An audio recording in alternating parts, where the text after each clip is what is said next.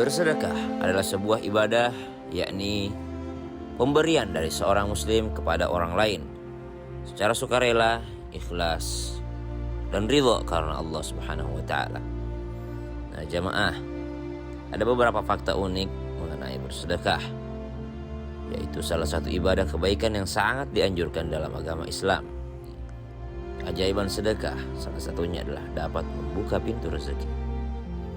Sebagaimana dijelaskan dalam hadis yang artinya, hai anak Adam, infaklah, nafkahkanlah hartamu, niscaya aku akan memberikan kepadamu. Hadis riwayat Muslim. Nah, dari hadis di atas bahwa Allah memerintahkan hambanya untuk bersedekah.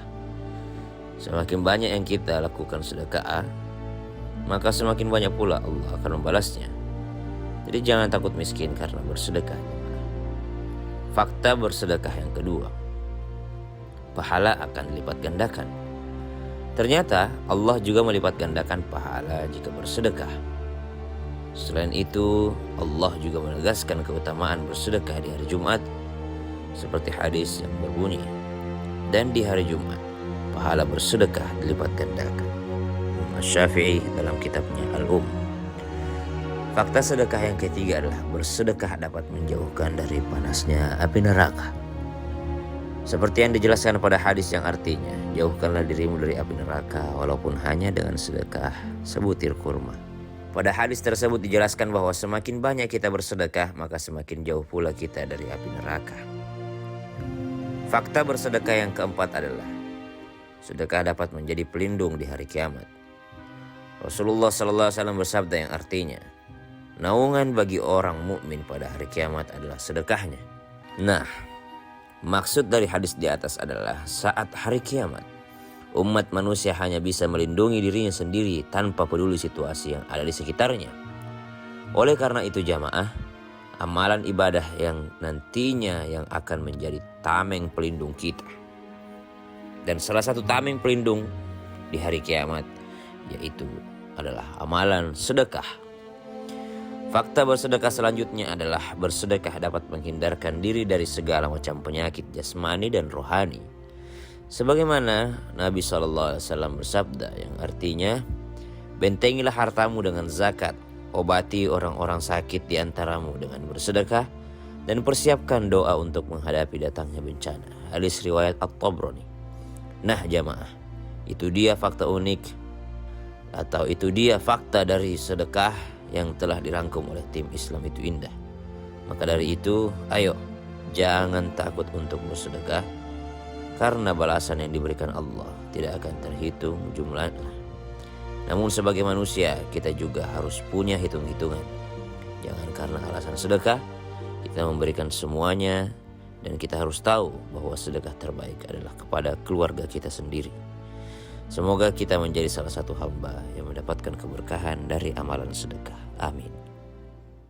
Jamaah, alhamdulillah. Masya Allah, kita udah nonton tayangan barusan. Nah, kita bisa mengambil pelajaran juga jamaah bahwa tidak ada nih sejarahnya, tidak ada manusia yang miskin gara-gara sedekah. Masya Allah, karena pas banget nih kita di bulan Ramadan, mari kita bersedekah. Apalagi ini nih pahalanya tuh akan berkali-kali lipat. Masya Allah. Untuk jamaah yang baru bergabung juga, kita mau ngingetin hari ini kita sedang membahas tema menjadi laki-laki terbaik di mata wanita. Masya Allah.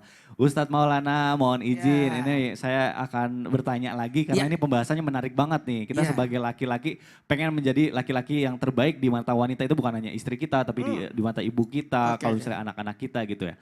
Nah, seseorang ketika diberikan jabatan atau kekuasaan itu mohon maaf misalnya yang tinggi gitu ya, bisa mengakibatkan orang tersebut tuh gelap mata gitu ya. Karena ini aduh nauzubillah, setan itu pasti banyak banget nih kalau kita dikasih kewenangan, dikasih jabatan gitu. Nah makanya nih pengen tanya saya, gimana ya kalau misalnya kita itu menjadi pemimpin lah istilahnya, karena kan diberikan wewenangan, bisa amanah gitu ya, bisa menjadikan kepemimpinan kita itu atau jabatan kita itu bermanfaat bagi orang lain bukan hanya diri sendiri, agar setiap tindakan yang kita ambil itu disukai oleh Allah terutama dan juga oleh para wanita. Mohon penjelasannya Guru. Masya Allah, tabarakallah. Makasih banyak izin Ustaz Sam dan Ustaz Sipa.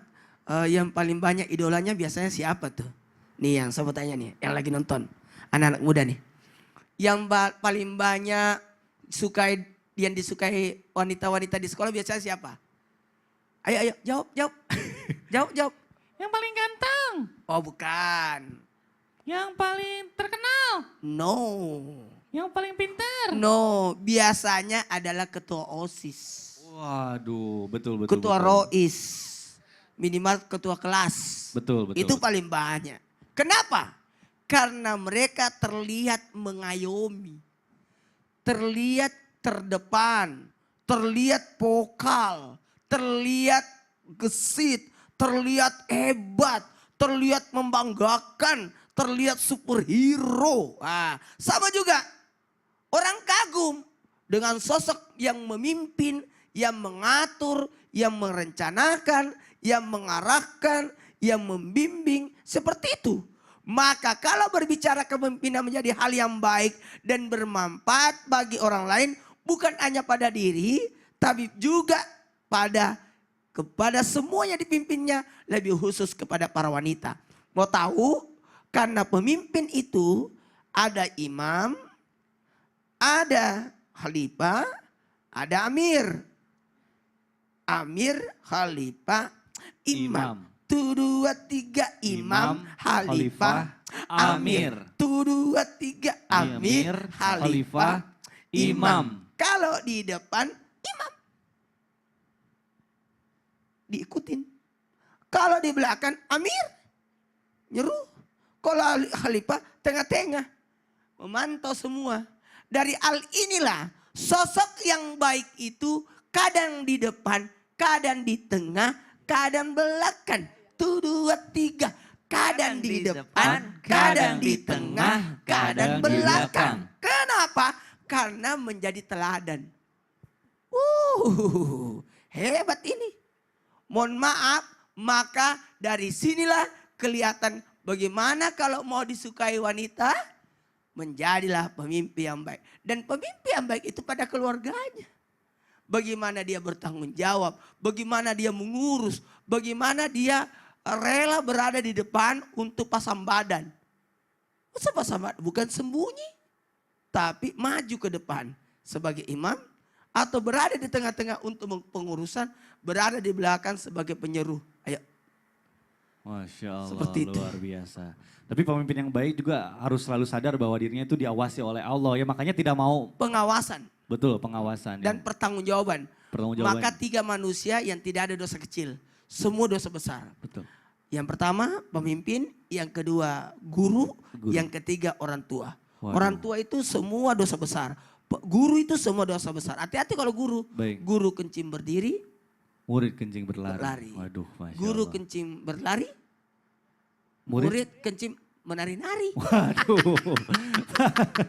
Ustaz Maulana terima kasih, jazakallah, luar biasa tadi penjelasannya. Baik, kita akan melanjutkan pembahasan kita. Saya mau ke Ustaz Syam. Ya. Ustaz Syam, mohon izin, saya pernah mendengar katanya kalau dibandingkan wanita, laki-laki itu memiliki hawa nafsu yang lebih besar daripada wanita. Dengar di mana tuh? Pokoknya banyak yang ngomong lah gitu ya. Ustaz Maulana protes nih. Aku protes ah. Kenapa, Masa Ustaz? sih? Biasanya perempuan lebih besar. Nah ini makanya akan Iya. kita luruskan Ustaz nih. protes Yang mana nih? Ayo. Nah tapi ayo. kalau bicara, Kalau saya sih wanita lebih banyak. oh gitu ya? Iya, laki-laki. Wah berarti ada 2 sudut pandang nih, adil nih kalau gitu. Tapi nah ini karena kita sedang bicara masalah laki-laki nih, Oh, saya iya. pengen tanya Oh, sama iya, Ustaz iya, Syam ya. oh, Ini iya, lebih iya, ke laki-laki iya, supaya laki-laki, bisa menjadi laki-laki yang terbaik di mata wanita nih. Ustaz Syam mohon izin nih, sebagai laki-laki bagaimana ya kita supaya kita bisa menjaga dan mengendalikan hawa nafsu kita di dalam Islam nih. Mohon penjelasannya guru, silakan. Baik, bismillahirrahmanirrahim. Tabaik guruku Ustaz Maulana, Ustaz Syifa, Mas Mikdad, serta guru-guru kami yang dimuliakan Allah Subhanahu wa taala. Allahumma inna nas'aluka ridhaka wal jannah wa na'udzubika min sakhatika wan nar. Allahumma innaka afuwun karim tuhibbul afwa fa'fu anna ya karim. Amin amin amin ya rabbal alamin. Kalau berbicara tentang nafsu, makna yang lebih besar nih. Ya, jadi ada riwayat mengatakan bahwasanya nafsu perempuan 99 kali lebih besar daripada nafsu laki-laki. Kemudian ada lagi mengatakan 9 kali lebih besar pada nafsu laki-laki, seorang wanita. Cuma Allah tutupi nafsunya dengan sifat malunya. Bagaimana cara laki-laki bisa mengendalikan, mengontrol hawa nafsunya dalam Islam? Allah katakan di dalam Al-Quran, وَنَفْسٍ وَمَا سَوَّاهَا فَأَلْهَمَهَا فُجُورَهَا وَتَقْوَاهَا قَدْ أَفْلَحَ مَنْ زَكَّاهَا وقد خاب من دساها. Jadi masing-masing manusia punya nafsu. Jadi ada yang fa'alhamaha fujuraha wa taqwaha. Ada yang diarahkan kepada keburukan, tapi ada juga yang diarahkan kepada ketakwaan. Jadi kita tidak selalu serta-merta mengatakan nafsu itu negatif. Ada nafsu yakni pokoknya saya ingin terdepan untuk terawih. Saya malam ini ingin semangat terawih. Saya ingin semangat puasa. Itu ada dorongan nafsu yang membuat dia lebih semangat. Saya ingin semangat berjihad, syahid di jalan Allah Subhanahu wa taala. Saya ingin semangat belajar. Maka ada dorongan nafsunya. Kemudian ada yang diarahkan kepada ketakwaan juga. Wa qad khaba man dasaha, qad aflaha man zakkaha. Satu, caranya, maka berusahalah senantiasa mensucikan diri. Maka engkau akan beruntung, nafsunya akan beruntung. Maka jangan sampai menjadi qad khaba man dasaha. Siapa itu yang membiarkan nafsunya begitu saja sehingga berbuat keburukan. Na'udzubillahi min dzalik. Jadi cara mengendalikannya adalah senantiasa bertobat kepada Allah Subhanahu wa taala. Masya Allah. Memperbanyak istighfar juga termasuk Betul, berarti ya Ustaz Syam ya. gitu. Masya Allah, baik. Alhamdulillah, terima kasih Ustaz Syam.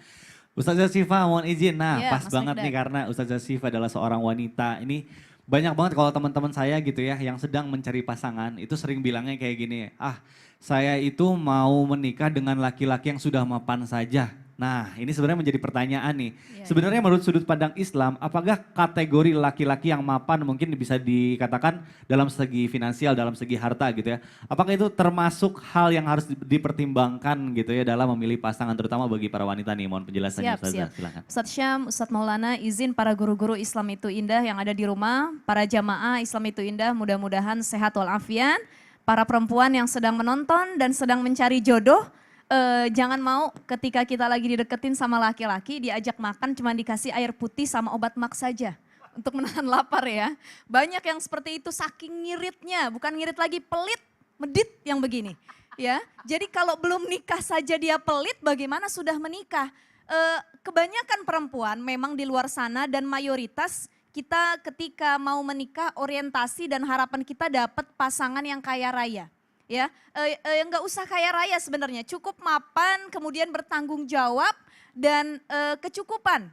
Nggak usah mewah-mewahan juga, pas-pasan lah. Pas pengen beli baju ada duitnya, pas pengen umroh ada duitnya, pas pengen beli rumah ada duitnya. Jadi pas-pasan itu salah satu cita-cita seorang perempuan ketika mendapatkan suami. Nah, dalam Islam sendiri, mazhab Syafi'i mengatakan bahwa mencari pasangan yang sudah punya pekerjaan itu diharuskan. Jadi mazhab Syafi'i mengatakan sekufu. Kalau dalam Islam itu ada istilah sekufu, punya pasangan yang sebanding, ya setara dengan kita. Sekufu dalam hal apa? Pertama dalam hal agama, yang kedua nasab, yang ketiga pekerjaan, yang keempat adalah tidak cacat aib, dan yang kelima merdeka. Tapi beberapa murid mazhab Syafi'i atau Imam Syafi'i mengatakan menambahkan satu kategori lagi, yaitu kekayaan. Jadi sekufu atau perempuan yang ingin mencari jodoh, laki-laki yang nanti menjadi suaminya adalah harus kaya. Nah, tapi kalau kita maknai dari pendapat mazhab Syafi'i yang lebih umum adalah bahwa ternyata kekayaan itu bukan syarat utama, tetapi pekerjaan yang syarat utama. Kalau orang sudah punya pekerjaan, sudah punya profesi yang digeluti, otomatis dia akan tahu masa depannya seperti apa. Bisa bertanggung jawab dengan pekerjaannya. Jadi cari laki-laki itu bukan yang kaya, tapi yang sudah bekerja. Yang kira-kira dia bisa menafkahi anak istrinya. Di sini para ulama dari mazhab Syafi'i berbeda pendapat, ada dua pendapat. Pendapat pertama itu dalam kitab Fathul Mu'in dijelaskan, la yu'tabaru. Bahwa kekayaan itu tidak diharuskan ketika mencari pasangan. Kenapa? Li'annal mala dhillun zailun. Karena harta itu ibarat bayangan yang sewaktu-waktu bisa hilang. Orang punya harta banyak, warisannya banyak, kan yang kaya emak bapaknya bukan dia. Emak bapaknya kaya tapi dia nggak punya kerjaan, sewaktu-waktu habis uangnya. Tapi ada yang orang tuanya tidak kaya raya, dianya bertanggung jawab secara moral. Anak istrinya harus makan bagaimanapun. Anak istrinya harus punya baju sebulan berapa. Anak istrinya tidak boleh kekurangan. Ini pertama, dia bertanggung jawab. Betul. Jadi kata mazhab Syafi'i, dari segolongan mazhab Syafi'i, pendapat pertama, la yu'tabaru, kekayaan itu tidak menjadi tolak ukur atau parameter. Tapi yang kedua mengatakan yu'tabaru. Baik. harus kekayaan itu menjadi parameter. Kenapa? Karena kalau dia tidak punya harta sama sekali, bagaimana mau menjalin rumah tangga dan menginfakkan atau menafkahi anak Masya istrinya. Allah. Seperti itu. Jadi laki-laki itu intinya harus bertanggung jawab, harus punya rasa tanggung jawab dan memiliki potensi Mau untuk bekerja mengembangkan. keras, Betul, mau mau bekerja bekerja keras. keras untuk menafkahi keluarganya di masa depan. Masya Allah. Baik, kita lanjutkan pembahasan kita. Saya mau ke Ustadz Maulana. Iya, iya. Mohon izin Ustadz Maulana. Nah ini bagi para wanita juga. Bagi para wanita. Selain kaya, biasanya nih para wanita itu menyukai laki-laki yang ganteng, yang tampan, yang rupawan. Yang kayak Betul. Mikdad. Waduh, amin ya Allah. Nah ini sebenarnya bagaimana nih kalau misalnya menurut sudut pandang Islam, Ya. apakah kegantengan itu merupakan prioritas dalam memilih pasangan terutama laki-laki atau bukan hanya ganteng dan mapan atau baik tapi ada yang lain? Mohon penjelasannya Ustaz Oke, Maulana. baik. Silakan. Bismillahirrahmanirrahim. Masya Allah, tabarakallah. Terima kasih banyak tim Islam Tinda yang mengangkat tema ini. Ini laki-laki lagi nonton, nih lagi mencatat. Anak perempuan lagi menyimak nih. Sambil tersenyum-senyum. Masuk gak kategori calonku? Aduh, udah disebutkan tadi ya. Langsung dia Mapan, telepon. Ayo misalkan. nonton sekarang. Ya nonton. Karena kalau kita mau mencari orang sempurna di dunia ini susah. Betul sekali Ustaz. Susah. Nah, kalau sudah tahapan ini, ada nggak kategori lagi? Kategori berikutnya adalah KTT. Apa tuh KTT? 1, 2, 3. KTT. Apa itu KTT? Kebaikan, Kebaikan, tanggung jawab, tanggung jawab, dan takwa. oh takwa. KTT. Kebaikan, tanggung jawab, dan takwa. Jadi tidak dilihat dari gantengnya, tidak dilihat dari kayanya, tapi dilihat dari takwanya. Allah tidak melihat itu, yang dilihat dari ketakwaannya. Nah, kalau kebaikan, Masya Allah. Kalau mau lihat, dia baik tidak? Bagaimana perlakuannya kepada saudaranya? Bagaimana perlakuannya terhadap ibunya? Karena laki-laki kan bertanggung jawab dengan 4 wanita. Siapa 4 wanita itu? Ibunya, saudara perempuannya, sama istrinya, sama anak perempuannya. 4 wanita itu. Karena mohon maaf tanpa menggurui hanya mengingatkan kebaikan itu penting. Dan tanggung jawab tadi Ustaz Sasifa, Masya Allah, tabarakallah. Saya lanjutkan aja dari tausiahnya Ustaz Sasifa nih. Kalau sudah punya pekerjaan harus menafkahi. Makanya tanggung jawab sosok suami itu selain melindungi, selain mendidik adalah menafkahi. Jadi kalau sudah punya pekerjaan, ya kasihlah itu hasilnya kepada istri. Kewajiban ya menafkahi. Dan yang paling penting, Allah tidak melihat rupamu, Allah tidak melihat apamu, tapi Allah melihat ketakwaanmu. Benar, Masya Allah. Iya, Karena bicara soal ganteng, soal kaya itu Iya, relatif ya definisi. relatif. Ganteng buat ini beda, buat bisa kaya. Dipoles, Betul. bisa diedit, Ada. bisa perawatan. Kalau di internet itu bisa, lagi rame. Bisa ke Thailand. Ke Thailand, bisa operasi ke plastik. Korea. Bisa Aduh. pura-pura. Katanya tuh kalau netizen bilang kita tuh bukan jelek, tapi kita cuma miskin aja. Karena kalau udah kaya katanya bisa dirombak. Masya Allah. Baik jamaah, Masya Allah. Kita akan lanjutkan pembahasan kita hari ini. Tapi sebelumnya ada informasi penting nih dari Mas Fadli sama Kak Donita nih, silakan. Masya Allah. Masya Allah. Luar biasa banget ya Kak temanya hari ini. Bener. Insya Allah nih mudah-mudahan suami aku bisa menjadi salah satu golongannya. Amin. Yang terbaik di mata wanita maupun di mata Allah. Amin, amin ya robbal alamin. Amin. Tapi berbicara yang terbaik nih, aku selalu pakai Sasha pasta gigi halal bersiwak. Pasta gigi Sasha ini mengandung serpihan siwak asli, bahan alami yang disunahkan Rasulullah SAW. Serpihan siwak ini berfungsi sebagai antibakterial alami yang dapat melawan bakteri penyebab plak, gigi berlubang. Selain itu juga bisa menghilangkan bau mulut. Diperkaya juga dengan ekstrak daun sirih untuk nafas lebih segar. Masya Allah, ini dia nih Kak yang aku cari. Apalagi nih, bersiwak tidak hanya membersihkan mulut dan gigi Betul. saja. Tetapi dapat juga mendatangkan keberkahan dan ridho Allah. Oh iya, Sasha ini udah terjamin halal kan ya?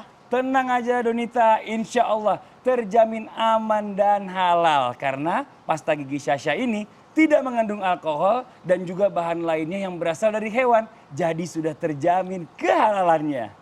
Masya Allah, ternyata selain menjaga kebersihan mulut, bisa membawa kebaikan sekaligus menjadi ibadah juga buat kita dan keluarga. Amin. Amin. Nah, jamaah di rumah tunggu apa lagi untuk beralih ke pasta gigi Sasha? Benar banget. Yuk, sudah saatnya kita beralih ke pasta gigi yang sudah terjamin kehalalannya. Sasha, pasta gigi halal bersiwak. Insya Allah sehat dan berkah. Alhamdulillah. Buat jamaah yang ada di rumah, jangan kemana-mana. Setelah ini kita akan lanjutkan lagi. Kita akan kembali mendengarkan tausiah dari guru-guru kita. Tetap di Islam itu Indah, jamaah. Oh jamaah, alhamdulillah. Masya Allah. Masya Allah. Noni, ini anak-anak juga suka kok pakai ini. Iya, terus udah gitu seger banget. Iya, ada bulir-buliran itu yang berasa banget kalau lagi kita sikat gigi itu Dan siwaknya. nggak terlalu